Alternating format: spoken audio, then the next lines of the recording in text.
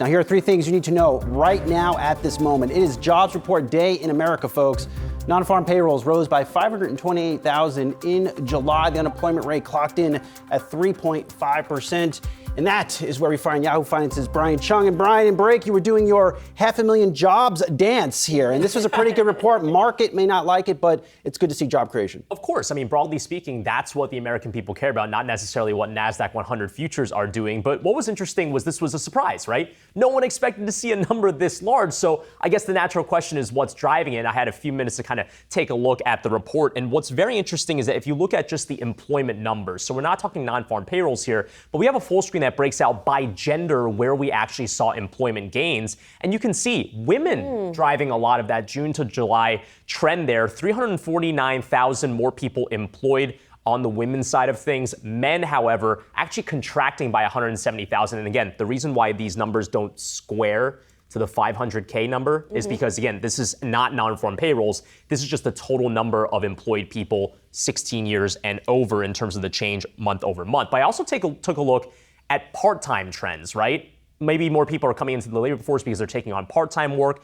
A noticeable uptick between June and July, although it's actually still lower compared to last year, but still maybe part of the driver for the employment gains that we saw in this month. When you consider that we actually saw a pretty sharp amount of people in the hundreds of thousands come back into the labor force on part-time gigs for specifically economic reasons. Now, what are economic reasons defined as by the BLS?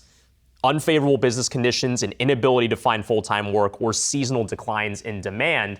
One interpretation of that might be the fact that employers right now kind of a bit noisy in terms of where they need and where they want to be plugging jobs. Maybe they don't want to have full-time hires because they're worried about the ability to keep them on full-time if we get into a recession. But an interesting trend that may have driven those gains. And we don't know how many of those are second jobs, for example, either. In other words, right? If someone feels like they need additional income, maybe they would take on a part-time job. Yeah, and we also saw an increase in, and it's not reflected in that chart, but an increase in people that are working part-time for non-economic reasons as well. And that would cover things like, for example, childcare, or you have an elderly person at home that you need to take care of, and that's the reason why you can't work a full 40 hours. It also includes, for example, people taking medical leave. So again, you don't really want to kind of read into exactly what is the reason for that, but you're seeing broad upticks in the amount of people willing to take on gig work or take on something temporary that's less than 40 hours a week in this environment. Maybe some of that is to cover the cost of inflation, right? Maybe you've had to pick up another job or drive Uber on the side or something like that to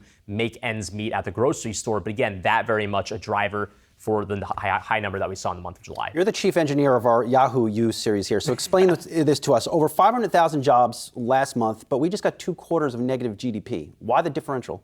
Well, for what it's worth, July isn't covered in the Q2 GDP, right? Because the Q1, Q2 only covers the period from January until June. So some of that is just a calendar factor here. But one other interesting factor here is that, non-farm payrolls and employment levels are not necessarily a direct accounting measurement in GDP, which is kind of measuring the productivity, if you will, of an economy, the output of that given economy. So, that may not have been reflected because of the calendar side of things, but also you might not correspond a large increase in employment to necessarily more productivity if there are other constraints on the economy. But I do want to kind of broadly go back to actually the first point that you made. The employment levels that we have, by the way, now are actually above pre-pandemic levels for the first time. And that can't be lost here. So just the sheer number of people that we have on non-farm payrolls here in America for the first time since the pandemic is above pre-pandemic levels. And I think that's an important point to bring up here because a lot of people were saying, oh, well, has the economy really permanently changed as a result of the pandemic? Maybe we'll never get those jobs back at the same level that we got them pre-pandemic. So you're looking at an economy now that if there is a need for more hiring and if there is more demand than perhaps we can sustain right now, the economy, as far as the labor market goes, is actually at pre-pandemic levels. So any excess demand there is, I guess, what the Federal Reserve wants to reduce here. I think that's an important point to bring as well. Interesting. I thought Joe Bruce-Wallace's point that he made a few moments ago, that not only are we back to those levels, but that the workforce is sort of fundamentally changed, in part generationally, because of the people coming in. Churn, yeah. Yes, and because this generation has different expectations for work. Some of that wrought by the pandemic, some of that just a factor of who people are. And sort of changing mores. The trend of quiet quitting, right? Or the idea that maybe people are just trying to do the bare minimum in their job just to sustain the lifestyle that they have on the side. I mean, again, it is a different composition. A lot of people that retired and were coming back into the labor force, that was a trend that we saw prior to the pandemic. A lot of those people actually decided to call it quits now for good. So those people might not be coming back in, but who's replacing them? Younger folks who are Gen Z who have maybe different work ethics and different priorities. Interesting stuff. All right. Thank you so much, Brian. Appreciate it. I was going to make a 1993 reference, but I guess we're past that. You did it for me. You did it for me, right?